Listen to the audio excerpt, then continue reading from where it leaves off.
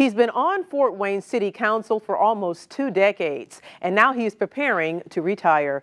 Outgoing City Councilman Glynn Hines talked with me about his contributions to the southeast side of the city for this week's Positively Fort Wayne. This is the Renaissance, one of only a few long-serving restaurants in Fort Wayne's 6th District on the southeast side. It's here where long-serving and outgoing 6th District City Councilman Glynn Hines talked with me about the fruits of his labor and why he is stepping down. December 31st is the last day of 2019 that I will serve in this capacity. And the reason primarily why is my health.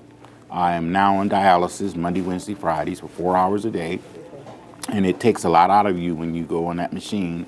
And I'm on the list for kidney replacement. So I know me. And I'm the little bunny rabbit that just goes. And I have been slow. I'm like, what's wrong with you? That's not you. And I am concerned about my own personal health, and my wife is. So we decided together that it would be best not to run again and to actually give someone else an opportunity early to build a campaign. A graduate of Fort Wayne Central High School and Manchester College, this former teacher and marketing manager began his campaigning in the 1990s. By the end of the decade, he was a city councilman. Part of my motivation for running for office was Southtown was becoming dilapidated. And what happened was the owners of the Southtown specifically moved out, but we then went back and got Walmarts and Menards and some other businesses. And even to this day, the challenge has been, how do we attract businesses?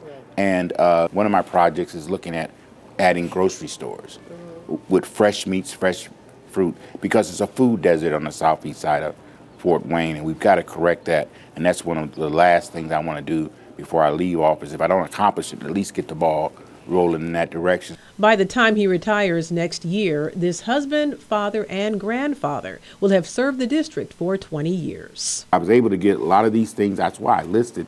It's over $100 million of investment that I've been a part of, and there's about another $100 million in the pipeline. The other legacy for me has been McMillan Park. The McMillan Park Community Center was the old ice rink, and they were talking about demolishing it, but I had built up enough votes so that when the legacy dollars came available, and a lot of people don't know that the first $2 million out of legacy came to McMillan.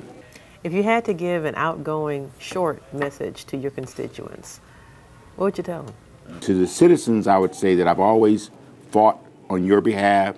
It was about being a servant leader. It wasn't about an ego and me, and I've enjoyed it. Are you going to miss it? Of course I'll miss it I like the action. I like the juice. I like being at the council table because I think I'm kind of smart, and I get an opportunity. To engage, folks that don't have a great appreciation for the southeast side, and this is my home.